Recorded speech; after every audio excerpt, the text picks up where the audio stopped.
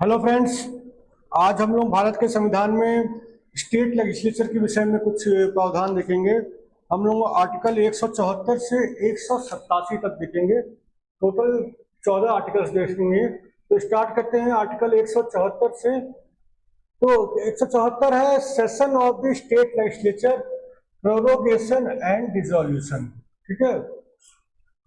Governor समय समय पर स्टेट लेजिस्लेचर के हाउसेस को, अगर एक हाउस है तो एक हाउस, दो हाउस है तो दो हाउस को समन करते हैं मीट करने के लिए, सेशन के लिए।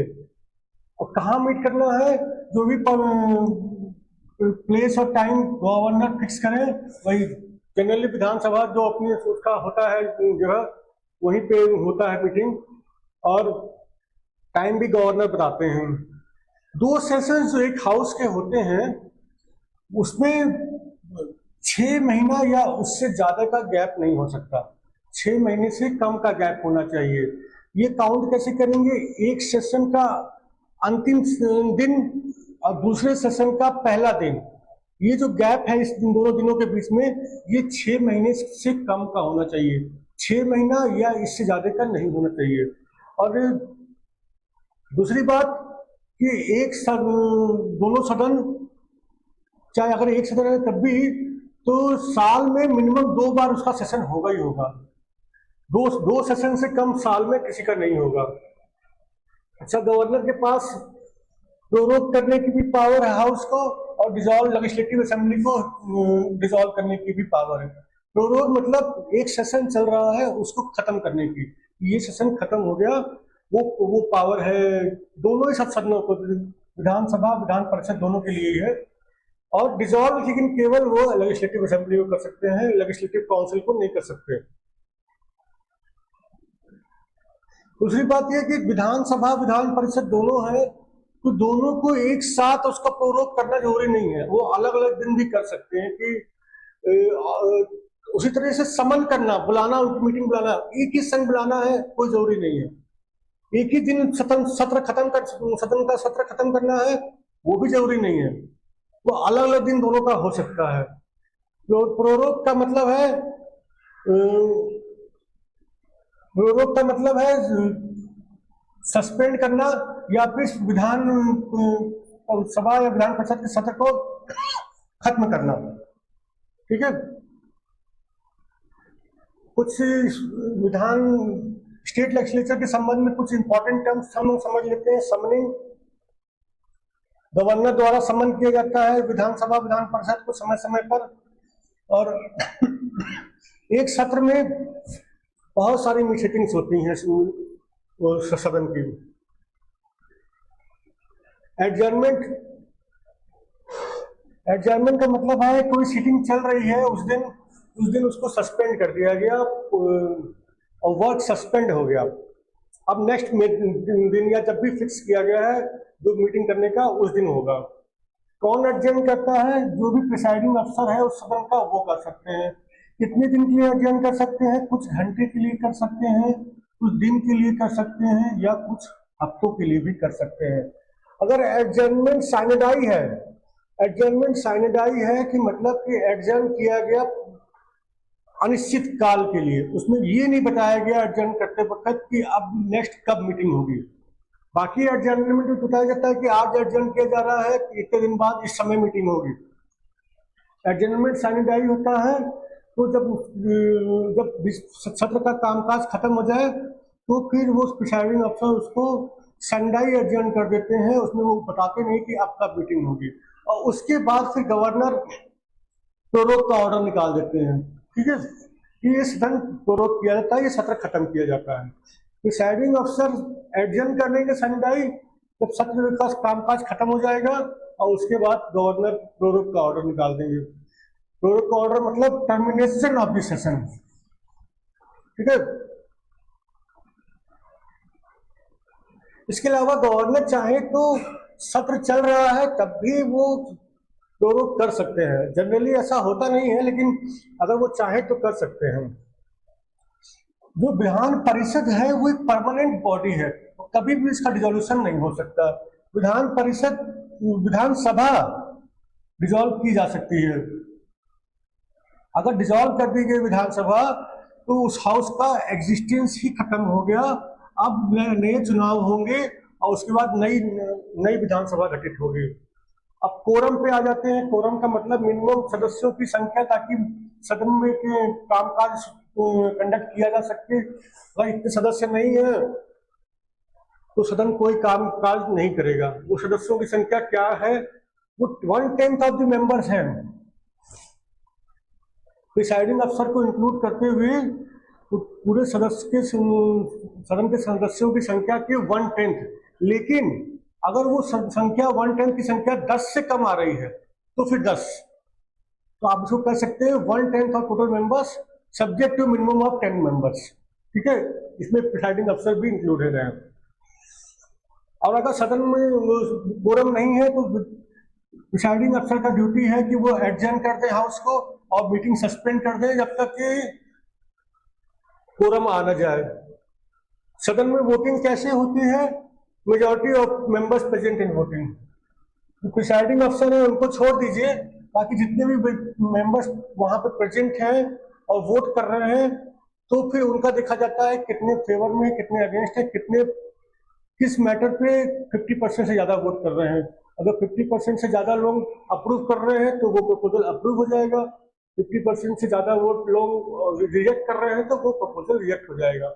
इसी को ऑर्डिनरी मेजॉरिटी बोलते हैं। ठीक है, लेकिन कुछ मुद्दों पे स्पेशल मेजॉरिटी भी चाहिए होती है। मुद्दे कैसे होते हैं कि अगर असेंबली के स्पीकर को हटाना है, विधान परिषद के चेयरमैन को हटाना है, तो उसमें स्पेशल मेजॉरिटी चाहिए होती है। जैसे हमने देखा कि लेजिस्लेटिव असेंबली डिसॉल्व की जा सकती है। मान लीजिए लेजिस्लेटिव असेंबली डिसॉल्व कर दी गई तो जो पेंडिंग बिल्स थे उनका क्या होगा? तो आइए एक एक करके देखते हैं। अगर विधानसभा में पेंडिंग था और विधान परिषद में क्या था, वहां या तो वहां पे पास था या फिर विधान परिषद तक पहुंचा ही नहीं था। अभी पहली बार विधानसभा में आया था, विधान परिषद तक पहुंचा नहीं था, या फिर विधानसभा में पहुंचा था, पहले पहुंचा था, वहां से पास हो चुका था और विधान परिषद में पेंडिंग था, विधानसभा में पेंडिंग था, तो ये बिल लैप्स हो जाएगा क्योंकि लेजिस्लेटिव असेंबली डिसॉल्व कर दी गई है। विधानसभा में पास था और विधान परिषद में पेंडिंग था तो भी बिल लैप्स हो जाएगा। विधानसभा में पास नहीं था और पहले प्रस्तुत किया था विधान परिषद में, वहां पर भी पास नहीं था, पेंडिंग था, तो फिर बिल लैप्स नहीं करेगा। विधानसभा में पास है, विधान परिषद में पास है, गवर्नर की कंसेंट नहीं मिली है, एसेंट नहीं मिली है, या राष्ट्रपति के पास पेंडिंग है, तो बिल लैप्स नहीं करेगा। दोनों जगह पास है, प्रेसिडेंट ने वापस भेज दिया रिकंसिडरेशन के लिए, तो भी लैप्स नहीं करेगा। आर्टिकल 175 के तहत गवर्नर के पास राइट है सदनों को संबोधित करने का और मैसेज भेजने का, दोनों शब्दों को। ठीक है, किसी एक को या दोनों को गवर्नर संबोधित कर सकते हैं, विधानसभा को, विधान परिषद को, या दोनों हाउस असेंबल टुगेदर, दोनों हाउस एक साथ इकट्ठा बैठेंगे उसको भी संबोधित कर सकते हैं। कब कर सकते हैं संबोधित?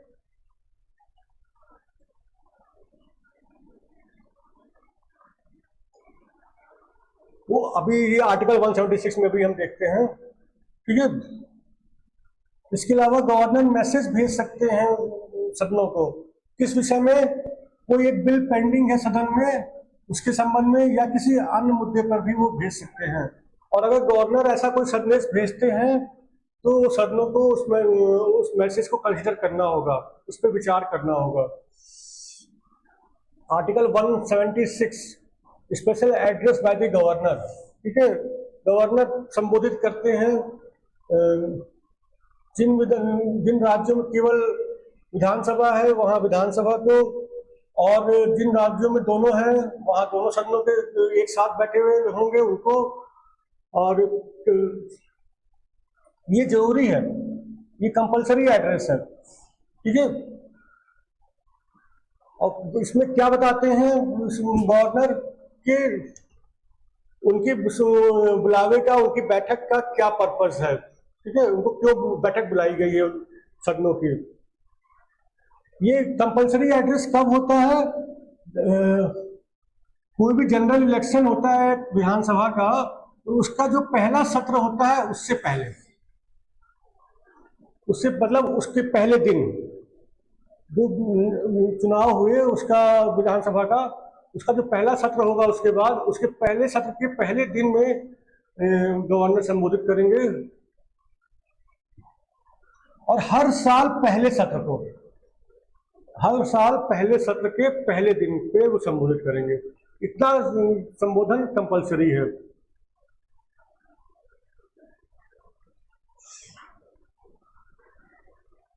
अच्छा, मिनिस्टर्स के और एडवोकेट जनरल के कुछ स्पेशल अधिकार है सदनों के संबंध में, आर्टिकल 177 में दिया है। जो कोई भी मिनिस्टर या advocate general of the state के पास अधिकार है कि वो बोल सकते हैं सदन में और सदन की प्रोसीडिंग्स में भाग ले सकते हैं, ठीक है। किस सदन की?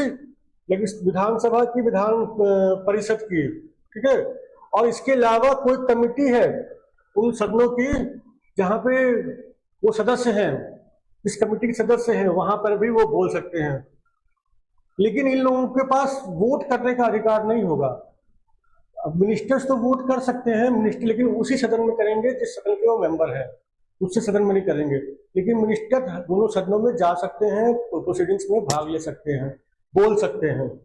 और एडवोकेट जनरल कहीं भी वोट नहीं करेंगे, लेकिन वो दोनों सदनों में जा सकते हैं, प्रोसीडिंग्स में भाग ले सकते हैं और बोल सकते हैं, ठीक है। इसके अलावा सेम चीज कमिटीज के लिए भी है। जो कमिटीज, जो लेजिस्लेचर की कमिटी होगी, उसमें भी अगर वो सदस्य हैं तो वो बोल सकते हैं, भाग ले सकते हैं।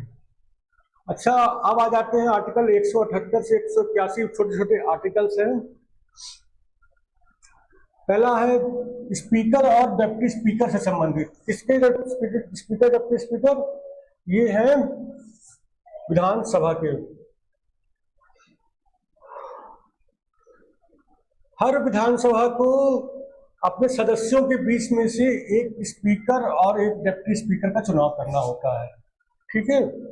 और अगर वो सीट वैकेंट हो जाती है किसी वजह से, डेथ की वजह से, रेजिग्नेशन वगैरह की वजह से, फिर तुरंत दूसरा स्पीकर या डिप्टी स्पीकर का चुनाव करना होता है।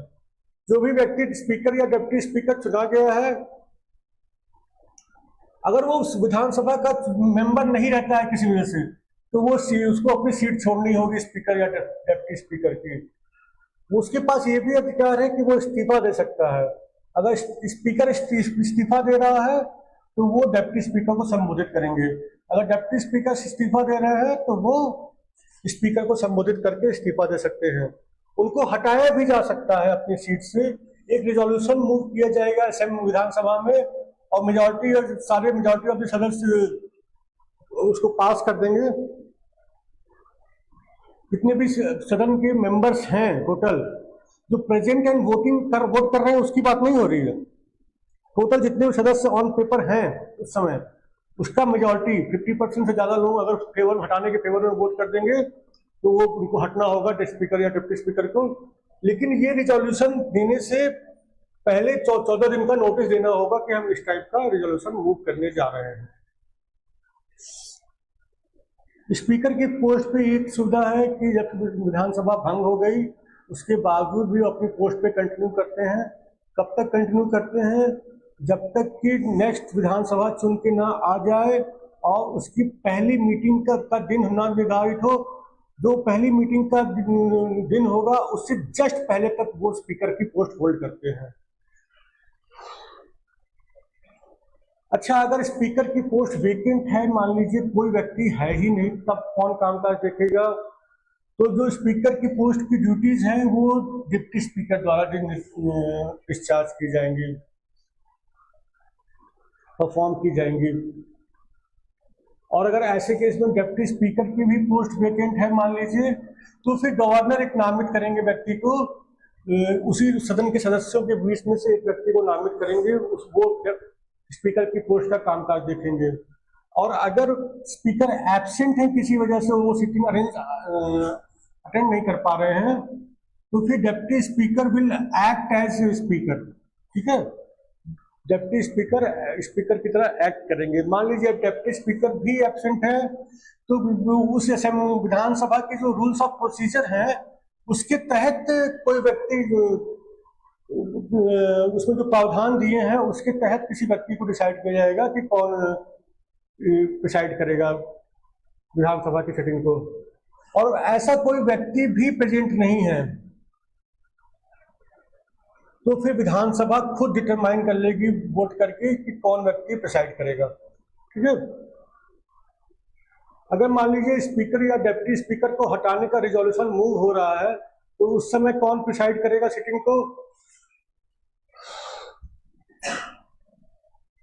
ऑब्वियसली वो पर्सन नहीं प्रिसाइड करेगा जिसके अगेंस्ट वो रिजोल्यूशन मूव हो रहा है, ठीक है। अगर स्पीकर के अगेंस्ट रिजोल्यूशन मूव हो रहा है तो स्पीकर प्रिसाइड नहीं करेंगे, डिप्टी स्पीकर के अगेंस्ट मूव हो रहा है रिजोल्यूशन तो डिप्टी स्पीकर प्रिसाइड नहीं करेंगे। वो फिर कौन प्रिसाइड करेगा? जो एब्सेंट होने के केस में जो प्रावधान दिए हुए थे ना, स्पीकर एब्सेंट हुए तो कौन करेगा, डिप्टी स्पीकर एब्सेंट हुए तो कौन करेगा, उसी प्रावधान के तहत वो कोई व्यक्ति प्रिसाइड करेगा। लेकिन वो पर्सन प्रिसाइड नहीं करेंगे जिसके अगेंस्ट रिजोल्यूशन मूव हो रहा है। अच्छा, मान लीजिए स्पीकर के अगेंस्ट रिजोल्यूशन मूव हो रहा है तो उनके क्या अधिकार होंगे? वो लोकसभा में विधानसभा में बोल सकते हैं, विधानसभा के सत्र में भाग ले सकते हैं प्रोसीडिंग्स में, और जो भी रिजोल्यूशन होगा या कोई अन्य रिजोल्यूशन भी होगा उस पर वो वोटिंग कर सकते हैं, लेकिन पहली बार में केवल वोट कर सकते हैं। उनके पास वो इक्वालिटी ऑफ वोट्स के केस में जो कास्टिंग वोट होता था वो कास्टिंग वोट उनको नहीं मिलेगा। जब दोनों साइड के बराबर वोट हो जाते हैं तो स्पीकर का कास्टिंग वोट होता है, वो कास्टिंग वोट उनको उपलब्ध नहीं होगा, लेकिन पहली बार में जो वोटिंग हो रही है उसमें वो speaker as a member vote कर सकते हैं। स्पीकर की पावर्स और ड्यूटीज क्या होती हैं? मेन ड्यूटी तो होती है कि हाउस में ऑर्डर और डेकोरम मेंटेन करें, ठीक है, ताकि इसका हाउस का बिजनेस आराम से सुचारू रूप से चले और उसका वो चलाने का उनकी ड्यूटी है, ठीक है। इसके अलावा वो उनका काम है इंटरप्रिटेशन करना। अगर कुछ कंफ्यूजन है संविधान के विषय में तो वो हाउस के अंदर संविधान का इंटरप्रिटेशन करेंगे। जो रूल्स ऑफ प्रोसीजर है सदन चलाने का, बिजनेस कंडक्ट करने का विधानसभा का, उसका इंटरप्रिटेशन में अगर कोई दिक्कत है तो वही फाइनल इंटरप्रिटेशन करेंगे। इसके अलावा लेजिस्लेटिव प्रेसिडेंट्स जो हैं, परंपराएं जो चली आ रही हैं विधानसभा की, उसका कोई इंटरप्रिटेशन करना है तो भी वही करेंगे। कोई बिल मनी बिल है या नहीं, इस पे उनका डिसीजन फाइनल होगा, वही डिसाइड करेंगे कि मनी बिल है कि नहीं है। कोई अगर अपनी पार्टी छोड़ता है उसकी ग्राउंड पे उस सदस्य की सदस्यता रद्द की जानी है तो इस पे वो इसका डिसीजन वही लेंगे कि इसकी सदस्यता जाएगी कि नहीं, ठीक है। इसके अलावा अगर किसी मुद्दे पे वोटिंग हो रही है और दोनों तरफ के वोट्स बराबर हो गए तो कास्टिंग वोट उनको दिया जाता है कि वो आप वोट करेंगे और जिस तरफ वोट कर देंगे वो प्रपोजल अप्रूव रिजेक्ट हो जाएगा। इसके अलावा सत्र का एडजर्नमेंट या सस्पेंशन, अगर कोरम नहीं है तो सत्र को एडजर्न या सस्पेंड करना भी उनके अधिकार क्षेत्र में है। इसके अलावा चेयरमैन, तमाम कमेटियों के चेयरमैन भी वही अपॉइंट करते हैं और उन कमेटियों की फंक्शनिंग को भी सुपरवाइज करते हैं। अब आ जाइए देख लेते हैं आर्टिकल 182 से 187, बहुत छोटे छोटे आर्टिकल हैं। 182 से 185 किस विषय में ये आर्टिकल है? चेयरमैन और deputy chairman of the legislative council, जिन राज्यों में विधान परिषद है उनके संबंध में है। तो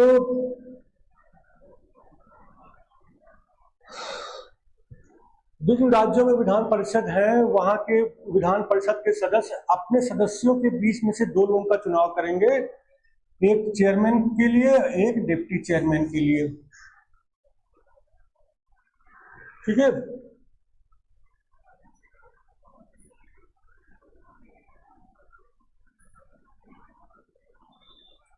जो भी व्यक्ति चेयरमैन या डिप्टी चेयरमैन चुना गया है उसको अपनी सीट, अगर वो विधान परिषद के सदस्य नहीं रह जाते हैं किसी वजह से, उनका टेन्योर खत्म हो जाता है, वो डेथ हो जाती है या फिर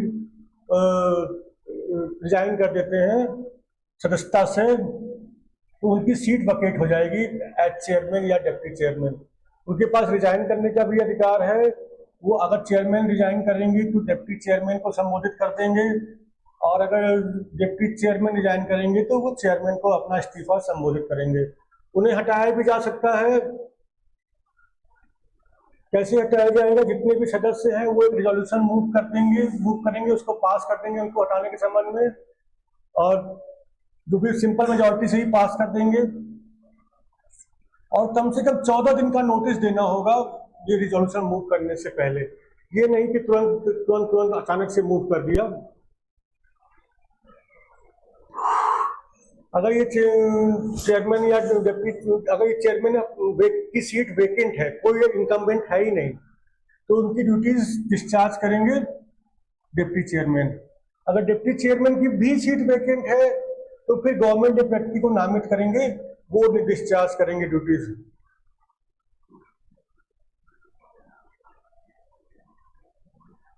तो अगर वो एब्सेंट है किसी वजह से तो फिर डिप्टी चेयरमैन चेयरमैन का काम देखेंगे। अगर डिप्टी चेयरमैन भी एब्सेंट है तो फिर वो सदन की रूल्स ऑफ प्रोसीजर है उसके तहत डिटरमाइन किया जाएगा कौन व्यक्ति प्रिसाइड करेगा। अगर ऐसा कोई व्यक्ति भी उपलब्ध नहीं है तो फिर वो सदन के सदस्य डिटरमाइन करेंगे कौन प्रिसाइड करेगा। जैसे स्पीकर के केस में था वैसे यहाँ भी है। अगर चेयरमैन या डिप्टी चेयरमैन को हटाने का प्रपोजल चल रहा है, रिजोल्यूशन मूव हो रहा है, तो वो खुद प्रिसाइड नहीं करेंगे और सेम प्रावधान चलेगा यहाँ पे भी। अगर रिजोल्यूशन मूव हो रहा है चेयरमैन को हटाने का तो उनके पास अधिकार है कि वो सदन में बोल सकते हैं, सदन की प्रोसीडिंग्स में भाग ले सकते हैं और किसी भी रिजोल्यूशन को वोट दे सकते हैं, लेकिन कास्टिंग वोट नहीं होगा, फर्स्ट इंस्टेंस पे ही वोट करना अलाउड होगा। उनके क्या फंक्शंस एंड पावर्स हैं? बिल्कुल सेम है स्पीकर ऑफ द विधानसभा के स्पीकर की तरफ वाले पावर हैं, बिल्कुल सेम। बस यही एक नहीं है कि वो ये नहीं डिसाइड करते कि कोई मनी बिल है कि नहीं है। ये मनी बिल डिसाइड करने की पावर केवल और केवल स्पीकर की होती है विधानसभा के। एक छोटा सा आर्टिकल है, आर्टिकल 186। तो आर्टिकल 186 में दिया हुआ है कि स्पीकर और डिप्टी स्पीकर जो विधानसभा के हैं, चेयरमैन और डिप्टी चेयरमैन विधान परिषद के हैं, इनकी सैलरी और अलाउंसेस ये स्टेट लेजिस्लेचर ही डिसाइड करेगा कानून बना करके, ठीक है। और वो consolidated fund of the state पे चार्ज होंगे, इसलिए कोई वोटिंग नहीं होगी इसके ऊपर। एक कानून बनेगा, विधानसभा विधान परिषद मिलकर बनाएंगे और उसकी इससे डिसाइड होगा कि उनकी सैलरी और अलाउंसेस क्या होंगे। एक लास्ट आर्टिकल और देख लेते हैं, article 187, secretariat of state legislature. हर सदन का अपना सेक्रेटेरियल स्टाफ स्ट्रेंथ होगा, ठीक है। विधानसभा का अलग, विधान परिषद के अलग स्टाफ होंगे, लेकिन कुछ स्टाफ ऐसे भी हो सकते हैं जो कॉमन हो, जो दोनों सदनों का काम देखते हों, ठीक है।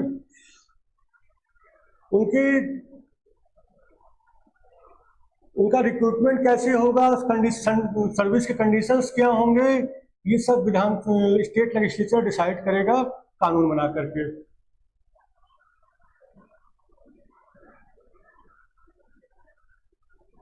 अगर मान लीजिए कोई कानून स्टेट लेजिस्लेचर ने नहीं बनाया है इस विषय में, तो फिर गवर्नमेंट रूल्स बना देंगे, ठीक है। जब तक कानून नहीं बना है तो गवर्नमेंट रूल्स बना देंगे कि कैसे उस स्टाफ का रिक्रूटमेंट होगा, सर्विस कंडीशंस क्या होंगे, और विधानसभा विधान परिषद के।